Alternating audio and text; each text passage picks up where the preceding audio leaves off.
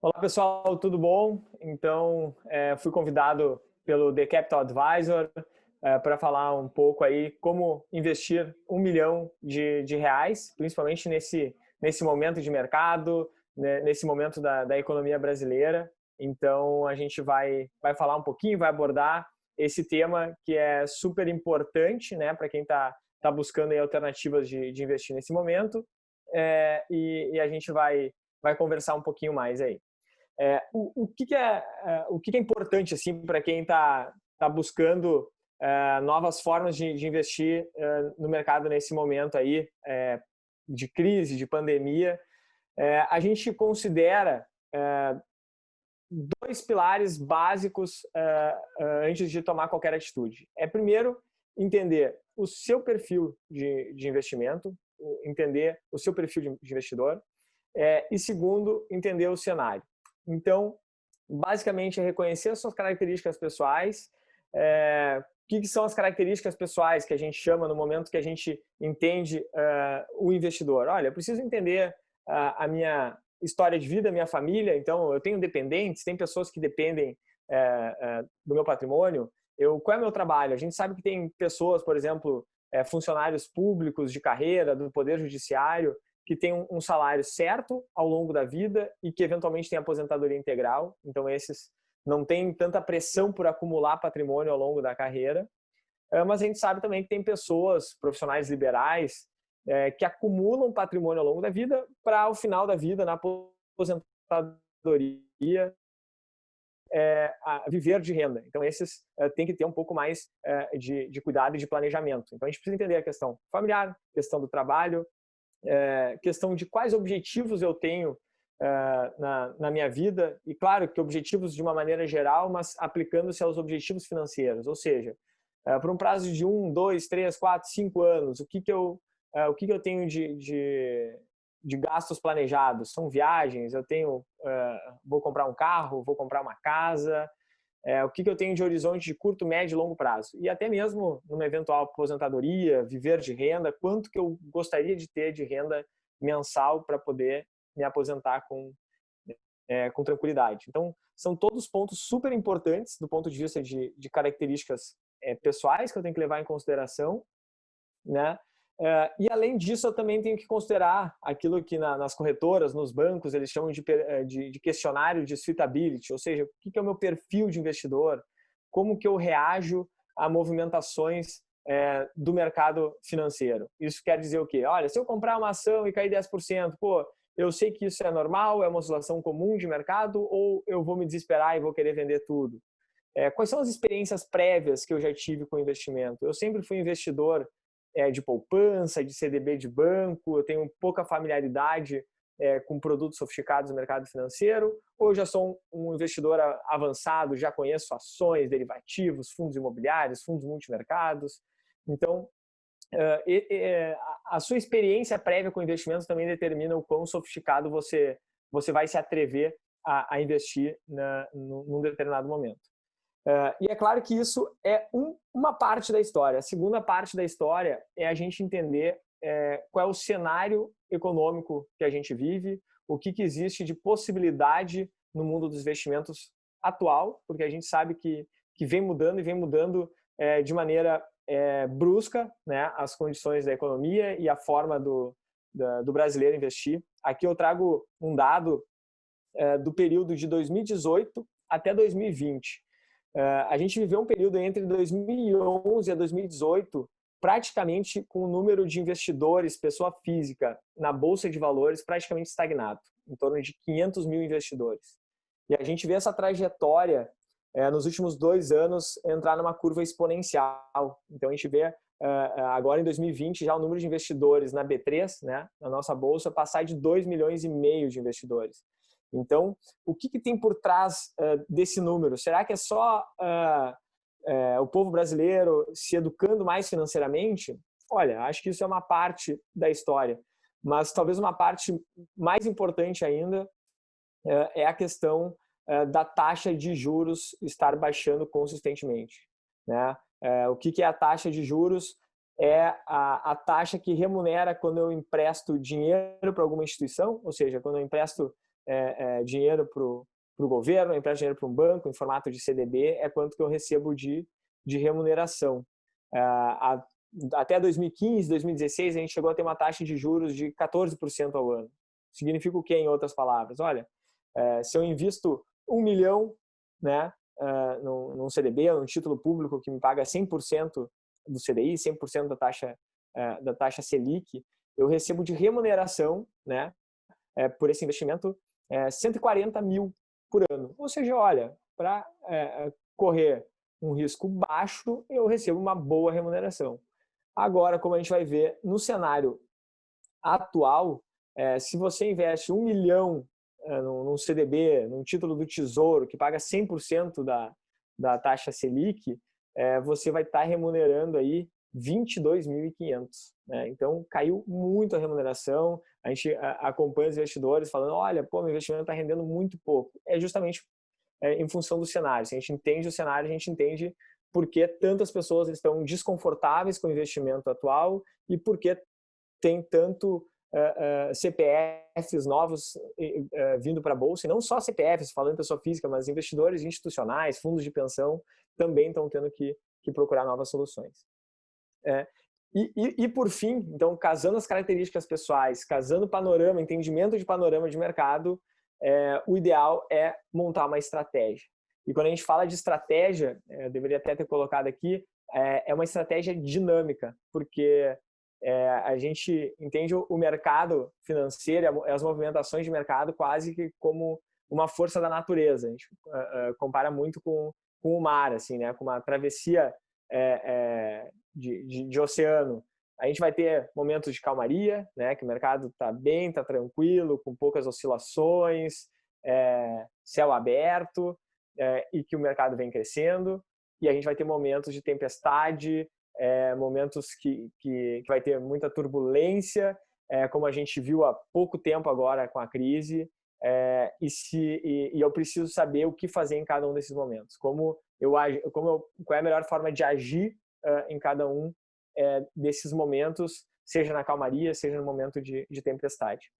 Então, de uma forma simples, é exatamente essa a balança que eu tenho que entender e o que eu tenho que fazer. E agora a gente vai abrir um pouquinho mais. Bom, mas e aí? Como que eu invisto 1 milhão? Quais são as alternativas que eu tenho para conseguir potencializar a minha carteira de investimentos nesse momento de mercado? Então, só passando primeiro um pouquinho dos objetivos, a gente tem que entender o objetivo de cada investidor. E aqui a gente fala que a fase da vida ela é muito importante, né? Então, por quê? Aqui a gente basicamente na linha vermelha a gente projeta, claro que é um estereótipo, mas a gente projeta a renda oriunda do trabalho de uma pessoa. Então, considerando que aos 20 anos seria o início da vida profissional, ele vai aumentando, né? Ele tende a ir aumentando a renda oriunda do trabalho. Talvez entre os 50 e os 60 vai ser o pico da atividade profissional, e a partir de então talvez reduza e pode eventualmente se aposentar totalmente ou seguir tendo uma renda oriunda do trabalho. A linha laranja a gente costuma dizer que é a linha dos investimentos, ou seja, no início da minha vida profissional eu vou receber relativamente menos e eu tendo a gastar mais. E à medida que eu vou poupando, eu vou criando a cultura de poupar e investir. A gente considera que ter essa cultura, essa disciplina, ela importa muito mais ao longo do tempo do que apenas de quanto eu ganho. Você vai fazendo aquilo que a gente chama dos juros compostos, juros sobre juros. Então, tendo essa cultura, investindo bem, investindo com estratégia, você vai gerando renda dos próprios investimentos, e isso tende a aumentar ao longo do tempo, até que em um determinado momento você esteja tranquilo e possa viver com a renda dos investimentos, começar a usufruir. Então, a terceira parte, que é a parte de aposentadoria, a parte de viver de renda, seria onde, olha, atingir meu objetivo, eu tenho um patrimônio acumulado suficiente para eu conseguir viver de renda oriunda dos meus investimentos. Então, acaba sendo o objetivo de muitos dos nossos investidores aqui da Avio, acaba sendo chegar em um determinado ponto e, agora eu vou viver de renda por eu ter conseguido construir o patrimônio e investir corretamente ao longo do tempo.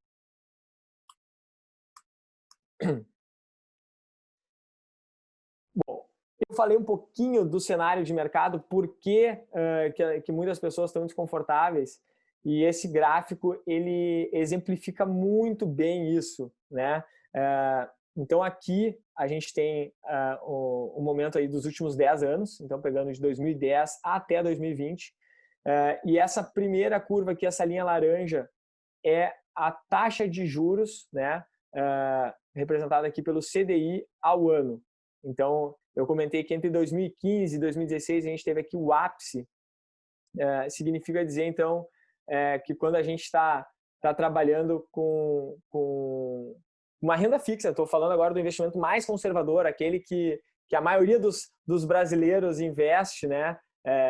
No CDB do banco, no título do Tesouro, é a renda fixa mais conservadora. Então, a gente conseguia, com pouco esforço, né, de pesquisar investimentos, mas principalmente com pouco risco, ter uma remuneração muito boa do capital, né? E agora a gente vem assistindo aí de 2016 até agora uma queda brusca da taxa de juros, já abaixo de 3%, 2,25% ao ano, o que o Paulo Guedes no início do governo Bolsonaro chamou de o fim do paraíso dos rentistas, né? O que ele quer dizer com o fim do paraíso dos rentistas? Que quem vive de renda, principalmente de renda sem risco, da renda fixa, vai receber cada vez menos. E realmente, para quem é empresário, para quem precisa pegar dinheiro emprestado, isso é melhor, porque o dinheiro está mais barato de tomar emprestado.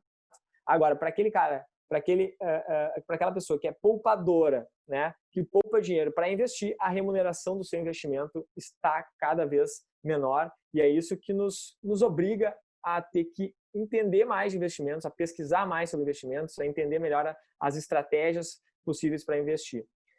E aqui só tem um ponto a mais que eu gostaria de frisar nesse gráfico, que a gente tem aqui nesse sombreado cinza, a expectativa de inflação para os próximos 12 da nossa história, mas aqui olhando no gráfico dos últimos 10 anos, é o primeiro momento onde a expectativa de inflação para os próximos 12 meses ela é superior ao CDI anualizado.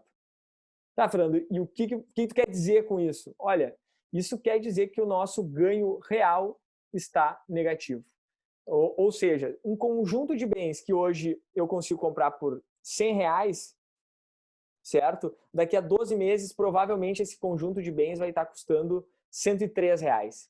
E se eu pegar R$100 hoje, ao invés de comprar esse conjunto de bens, se eu investir ele, daqui a 12 meses eu vou ter 102. Ou seja, o meu dinheiro investido hoje, ele não vai ser capaz de comprar o mesmo conjunto de bens que eu compraria no momento atual. Ou seja, o meu dinheiro na renda fixa, ele vai estar perdendo poder de compra.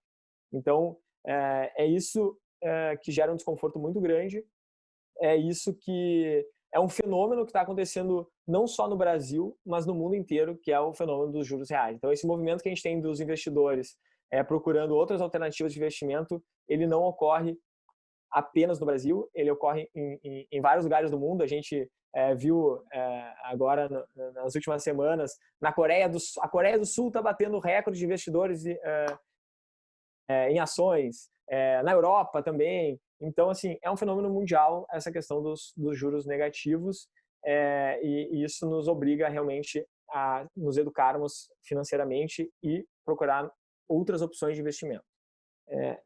Indo um pouquinho mais assim do que está acontecendo no cenário de mercado, né? A gente teve, por um lado agora, uma grave crise, né? Tanto do lado da oferta de bens, porque as grandes empresas tiveram que travar durante um tempo, então produzir menos, mas principalmente pelo lado da demanda, então com as pessoas em lockdown e se movimentando menos nas cidades, o consumo reduz muito. Então é o que teve a primeira queda que gerou aí uma recessão em muitos países. E a grande questão que se fala, olha, a recuperação vai ser em V, ou seja, logo que passar o pico da pandemia, a gente vai recuperar a economia rápido, né? Olhando para o Brasil, será que o pior a gente já passou? qual é o melhor cenário se a gente tiver essa recuperação rápida, recuperação em V, né? Que o pessoal fala.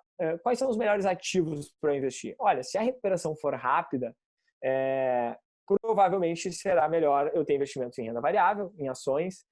Tem possibilidades de renda fixa que remuneram muito bem, né? Com prêmios de crédito.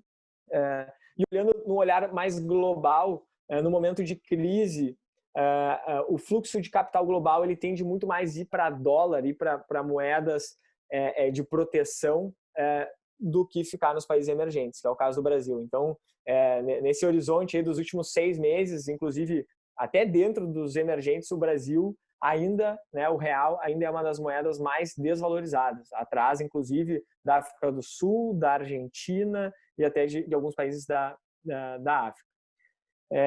Por outro lado, quais são os tipos de investimento que podem se prejudicar dessa recuperação rápida, dessa recuperação em V?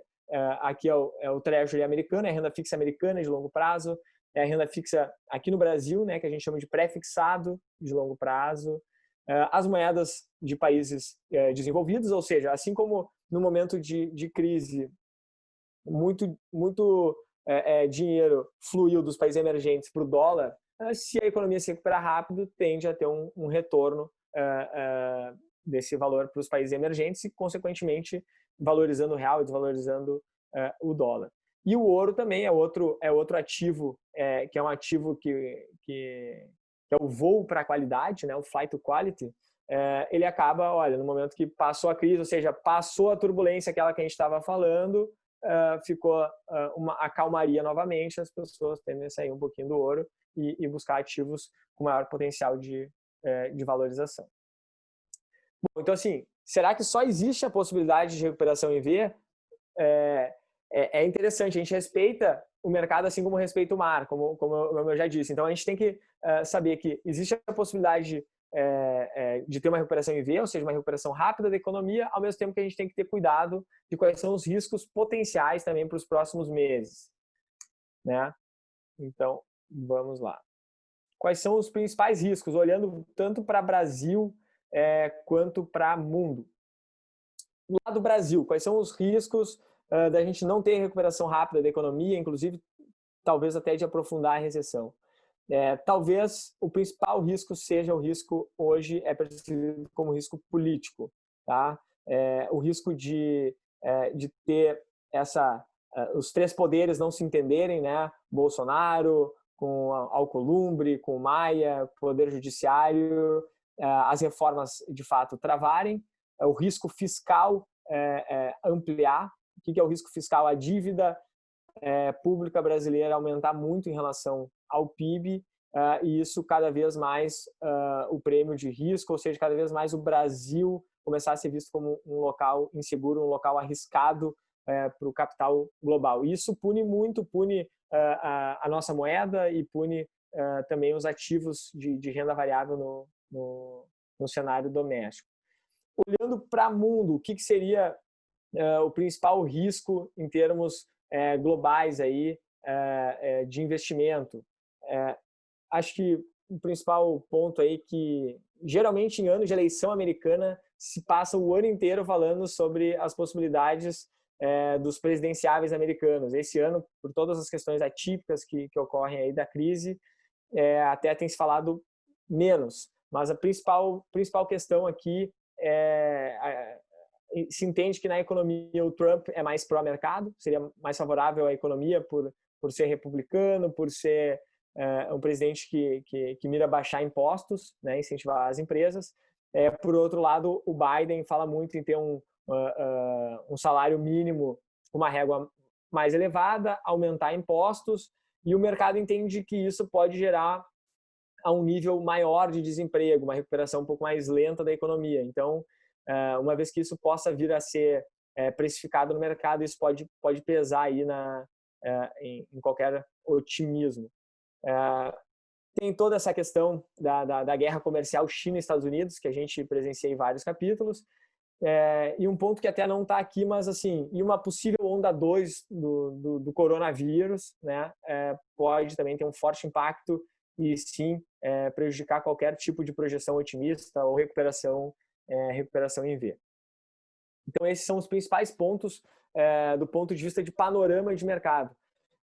Se eu puder resumir aqui, é muito difícil a gente saber, a priori, todos os próximos passos da nossa jornada. Principalmente se a gente pensar na nossa jornada para 6 meses, para 2 anos, a gente provavelmente vai ser investidor por muito tempo.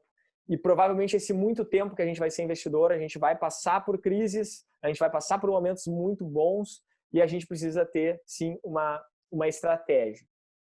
Aqui, quando a gente fala em estratégia, a gente precisa entender quais são as classes de ativos disponíveis que a gente tem para investir. Então, eu vou abrir aqui as classes de ativos. A gente gosta de trabalhar, abrir quais são todas as possibilidades de classe de ativos, quais são as possibilidades que eu tenho de investimento. De uma maneira simplificada, eu gosto de dividir em 3 grandes potes. Então, um pote de renda fixa, a gente chama um pote intermediário de diversificação, né? E um pote que a gente coloca vermelho, assim, porque é a renda variável. O que a gente, de uma maneira geral, assim, o que a gente pode entender dessas prateleiras? O verde é a parte da defesa do meu time, a parte mais conservadora. O amarelo é o intermediário, eu tenho um risco intermediário e um retorno também, possivelmente um retorno esperado intermediário. E o vermelho eu tenho um risco maior e um potencial de ganho maior. No mundo dos investimentos, quando a gente fala risco, não necessariamente é algo ruim. O risco é volatilidade, é a oscilação. E aqui eu acho que vale a pena fazer uma ressalva, que é o seguinte. Então, primeiro ponto a ser observado quando eu vou montar minha estratégia de investimentos. Quanto eu preciso de liquidez, né? Financeiro, assim, quanto eu preciso de liquidez? O que eu quero dizer? Qual é a quantia dos meus investimentos que eu preciso ter fácil acesso? Ou seja, se eu tiver um imprevisto de saúde na família, se eu tiver que fazer uma viagem, se eu tiver que comprar algo de valor maior, quanto que eu preciso ter de fácil acesso de valor com baixo risco e que eu consigo retirar em um dia? Tá? Isso que a gente chama de reserva de emergência. Então, uma regra de ouro aí das finanças pessoais é que você deve ter pelo menos 6 vezes o seu gasto mensal, né, como reserva de emergência. Então, fazendo um exemplo bem simples, se o seu custo de vida mensal é R$20 mil por mês, por exemplo, da sua família, isso significa que você deve ter aí como uma margem de segurança, como uma reserva de emergência, 20 mil vezes 6, R$120 mil como reserva de emergência. Tá? Essa é a regra de ouro. Primeira questão quando vai se montar uma estratégia é definir quanto que eu preciso de reserva de emergência. Superada a reserva de emergência, eu tenho que entender colocar no pote renda fixa, quanto no pote diversificação, quanto no pote renda variável. E por que que isso é importante? Quando a gente fala estratégia, e talvez aqui seja um dos pontos cruciais, assim, ver a estratégia como algo dinâmico. Não é algo que você foi lá, realizou uma vez na vida, montou a sua carteira de investimentos e essa vai ser a mesma carteira por muitos anos. Não vai, com certeza não vai. Por muitos aspectos, porque você vai ter várias novidades no meio do caminho. A gente torce que você poupe e ganhe muito dinheiro para reinvestir mais dinheiro ao longo do caminho. O mercado vai cair e vai subir e todo ser humano é um ser emocional. Então, quando cair, vai se sentir inseguro. Quando subir, vai ficar eufórico, vai querer investir mais. E tomar as decisões ao longo do percurso é muito mais difícil, inclusive, do que montar a estratégia inicial. Então, o que a gente fala é que é muito importante ter estratégia dinâmica bem definida no início da jornada. O que eu quero dizer? Um exemplo bem simplista. Se você investe R$100 mil, investiu R$100 mil no início de 2020, certo? E sendo bem simplista, colocou 50 mil em renda fixa, colocou 50 mil em ações, 50 mil em renda variável. Em março, no auge da crise, o que aconteceu com o seu pote aqui da renda variável? caiu, e caiu substancialmente, caiu 50% o investimento em ações. Quando você olha a carteira como um todo, o que aconteceu com a carteira? Proporcionalmente, a sua renda fixa agora equivale a 65% do seu patrimônio e a renda variável 35%. Se você tem uma estratégia que é 50-50, o que você faz no auge da crise? O que você faz quando você percebe que a sua carteira está desbalanceada? Você tira um pouco daqui e investe para cá. Então faz um rebalanceamento 50-50. Quando a economia volta, e a gente viu a renda variável do auge da crise até agora já recuperar 50%, você vai ver que, opa, agora tem 2/3 aqui, 1/3 aqui. Está na hora de eu vender um pouquinho de ações para rebalancear minha carteira. E é justamente isso. Por quê? Porque no auge da crise as pessoas estavam com medo e estavam pensando em vender ou pelo menos não fazer nada. E enquanto quem tinha estratégia dinâmica sabia que era hora de comprar um pouco mais. Com medo, sim, estavam com medo, mas era hora de comprar um pouco mais. Quem comprou um pouco mais e agora subiu bem, talvez seja a hora até de vender um pouquinho e reequilibrar a carteira. Ao passo que muita gente agora, agora o mercado subiu, vai bater 100 mil pontos, está na hora de comprar mais. Ou está na hora de começar a comprar, pior ainda. Então, ao longo do tempo, ao longo prazo, e a gente fala a longo prazo, 5, 7, 10 anos, é muito importante ter essa estratégia dinâmica, bem concebida e principalmente bem acompanhada. É muito menos tu formatar ela só no início e muito mais tu conseguir ter o acompanhamento mensal ao longo do tempo, ou se não mensal é muito, mas trimestral ao longo do tempo, conseguir fazer o rebalanceamento quando necessário. E se você tem bem definida essa estratégia, nos momentos chave você vai conseguir fazer o rebalanceamento. Você tem uma diretriz, você tem um parâmetro, você sabe que o seu nível ideal, por exemplo, de renda variável é 20%. Então você sabe que você tem que estar sempre mirando em ter 20% ali. A hora que aqueles 20% caíram, virou 15%, tá na hora de comprar mais. Na hora que aqueles 20% subiram demais e virou 30%, bom, então está na hora de vender um pouco. Tá? Então está na hora de vender e reequilibrar a carteira.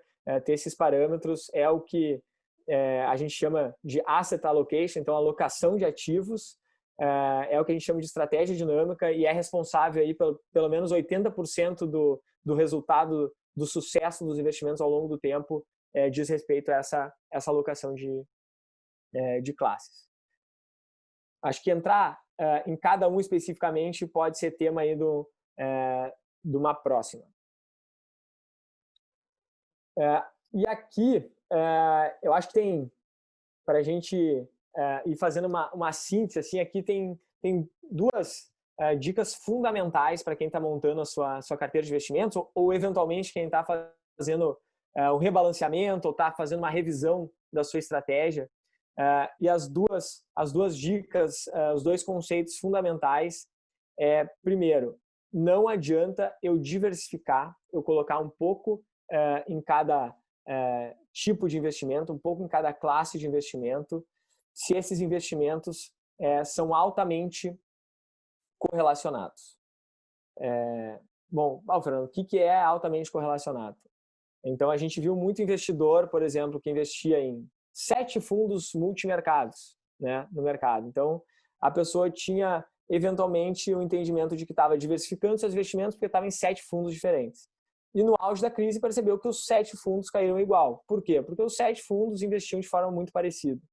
Então, quando eu faço um investimento, é importante eu ter ativos que eles oscilem de forma diferente uns com os outros. Então, eu tenho que ter um pouco de renda fixa, pós-fixada, atrelada ao CDI, eu tenho que ter um pouco de renda fixa atrelada à inflação, eu tenho que ter um pouco de fundo imobiliário, eu tenho que ter um pouco de diversificação internacional. A gente, né, como a gente viu no cenário doméstico, qual é o grande risco para o Brasil? É a crise política, a instabilidade política, o risco fiscal e no pior cenário, talvez tenha a fuga de capital. Isso vai fazer com que o dólar se valorize frente ao real. Então, se eu tenho parte dos meus investimentos com alocação internacional, em ativos internacionais, isso serve como proteção da minha carteira. E aqui eu posso pensar em proteção como ouro, investir em dólar, investir em ativos, para quem gosta de apimentar um pouco mais a carteira, mas investir em ativos de tecnologia dos Estados Unidos, né, que muito do que a gente não tem aqui, e também, claro, em empresas domésticas. Então, se eu puder dar 2 pontos finais, assim, um é cuidar para que a sua diversificação não seja uma pulverização do capital, né? Isso acontece muito para quem investe também, monta sua carteira de ações, coloca 20, 30 ativos, mas aí tu vai olhar para ver quais são os ativos que tem lá dentro. Pô, ele tem Itaú, Itaúsa, Banco do Brasil, Bradesco, Banco do Brasil, Santander, enfim. Então coloca tudo no mesmo setor e acaba que todo mundo anda super, super junto, super correlacionado. Então é importante a reserva de emergência e que você vai buscar mais rentabilidade. Basicamente tem 2 formas de buscar rentabilidade no mercado, sendo bem simplista. A primeira forma é eu conseguindo alongar prazo dos investimentos, ou seja, eu quero segurança e quero rentabilidade. Então, tu vai ter que alongar o prazo, tu vai ter que fazer investimentos de 2, 3, 4, 5 anos para que isso possa gerar um retorno positivo com segurança. Por outro lado, não estou disposto a alongar prazo dos meus investimentos, liquidez para mim é fundamental. Bom, então se você preza por ter fácil acesso ao dinheiro a qualquer momento, você tem que abrir mão da segurança, certo? E você vai ter que correr um pouco mais de risco, ou seja, vai ter que sofrer mais com as oscilações dos ativos. Bom, então, assim, de forma resumida, como que eu posso investir 1 milhão no momento atual? Ponto 1, entender as suas características pessoais, entender onde você vai colocar o barco e qual é o destino final desse barco. Então, o destino final é qual é o seu objetivo, certo? E quem vai estar dentro do seu barco com você.